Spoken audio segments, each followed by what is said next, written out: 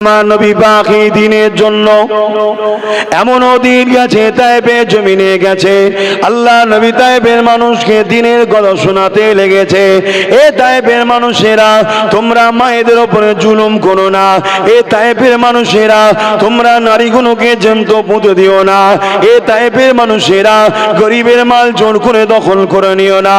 এ তায়েফের মানুষেরা, এতিমের মাল ভক্ষণ করো না। এ তায়েফের মানুষেরা, কমজোর দুর্বলকে হত্যা করো না, তাদেরকে মেরো না। এ তায়েফের মানুষেরা, ভাই ভাই মিথ্যা মামলা খুনোখুনি করো না।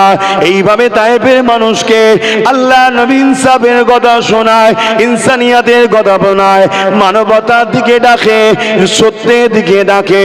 এই তায়েফের মানুষকে শোনাবার জন্য আল্লাহ নবী যখনই গেলে, তায়েফের সরদারেরা, তায়েফের লিডারেরা, তায়েফের নেতারা, তারা তাদের ভাড়া করা দুষ্টু ছেলেদের ঘরে রাসূলুল্লাহর পিছনে লাগিয়ে দিল। তারা বড় বড় পাথর নিয়ে আল্লাহ নবীকে মারতে লাগলো। যেখানে পাথর লাগে আমার নবী পাকের শরীর মুবারক থেকে রক্ত বেরোতে লেগেছে, নবী পাকের শরীর দিয়ে রক্ত বেরোতে লেগেছে। আল্লাহ নবীর দিকে ঝাঁকে ঝাঁকে তীর আসে, নবী আমার খালি হাতে চারিদিকে হাত বাড়ায়, হাতে লাগে হাত ফেটে যায়, কপালে লাগে কপাল ফেটে যায়, বদনে লাগে শরীরে লাগে, সেখান থেকে ফেটে ফেটে রক্ত লোহ ঝরতে লেগেছে। এত রক্ত বেরোতে লেগেছে, নবী পাকের জুতা মোবারক খানা রক্ততে ডুবে যেতে লেগেছে, রক্ততে পুরো ভিজে যেতে লেগেছে। আল্লাহ নবী জবানে বলতে লেগেছে, এ তায়েফের মানুষেরা, আমি মুহাম্মদ তোমাদেরকে বাঁচাবার জন্য এসেছে, সত্যের দিকে ডাকতে এসেছে, খুন খারাপি দাঙ্গা জঙ্গি ফাসাদ থেকে তোমাদেরকে মুক্ত করতে এসেছে। তোমাদের রবের পক্ষ থেকে আমি মুহাম্মদ এসেছি, আমি তোমাদের দুশমন নয়, তোমরা আমাকে এইভাবে মেরো না। কিন্তু জালিমদের ভাড়াটিয়া গুন্ডা কোনো এত মারা আমার নবীকে মারলে আল্লাহ নবী তায়েফের জমিনে অজ্ঞান অচৈতন্য হয়ে পড়ে গেল। নবী পাকের শরীর থেকে রক্ত তায়েফের বালির জমিনে পড়তে লেগেছে, নবী আমার অজ্ঞানে পড়ে রয়েছে। জালিমদের সর্দার গুলো আগিয়ে এলো, নবী পাকের নাকের গোড়ায় এই বিভিন্ন অঙ্গে হাত দিয়ে দেখতে লেগেছে মুহাম্মদ বেঁচে আছে না মারা গেছে। তারা দেখতে লেগেছে মুহাম্মদ রসুল মারা গেছে, তাদের দেখাই দেখছে মারা গেছে। আমার রাসূলুল্লাহর এই অবস্থাতে আবার নবীর উপরে কিছু লাঠির আঘাত করে তারা আনন্দ করতে করতে ফিরে যেতে লেগেছে। এদিকে ফারিস্তারা কাঁদতে লেগেছে, ও রাব্বি আল্লাহ, এই দৃশ্য দেখে আপনি এখনো কেন খামোশ আছে? আপনি তায়েফবাসীর উপরে কেন আপনি আযাব দেন না?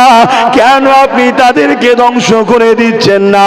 আপনি যার জন্য কুল কায়নাতকে বানিয়েছে, সেই বন্ধুর উপরে এত জুলুম করেছে, আপনি কেন খামোশ রয়েছে?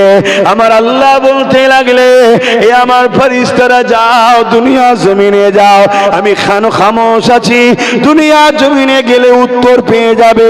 আমার হাবিবের কাছে চলে যাও এবং পাহাড় চালক ফেরেশতাকে সাথে নিয়ে যাও।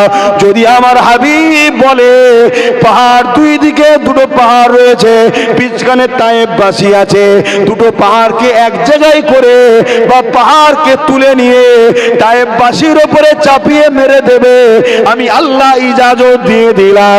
তবে অর্ডার খানা একবার আমার হাবিবের থেকে নিও। আমার হাবিব যদি অর্ডার দেয়, আমি আল্লাহ পাস করে দিলাম, করে দেবে। ফেরেশতারা চলে এলো, আমার নবী পাকের ডানা পমন করে শরীর থেকে বালির কোনাগুলো পরিষ্কার করতে লেগেছে, রক্তগুলো পরিষ্কার করতে লেগেছে। আল্লাহ নবীর হুঁশটা ফিরে গেল, নবী আমার দেখতে লাগলে ফেরেশতারা ঘিরে রয়েছে। ওই সময় পাহাড় চড়ো ফেরেশতা গেলে আল্লাহ নবীকে সালাম দিয়ে বলতে লাগলে, ইয়া রাসূলুল্লাহ, হাবিবাল্লাহ, আল্লাহর পক্ষ থেকে পারমিশন পেয়ে গেছে, শুধু আপনার পারমিশনের অপেক্ষায় রয়েছি। কি পারমিশন ফেরেশতারে? হুজুর আপনি ইজাজত দেন, এই দুই পাহাড়কে এক জায়গায় করে তায়েফবাসীকে টিপে মেরে দেওয়া হবে বা পাহাড় তুলে নিয়ে ওদের উপরে চাপিয়ে দেওয়া হবে।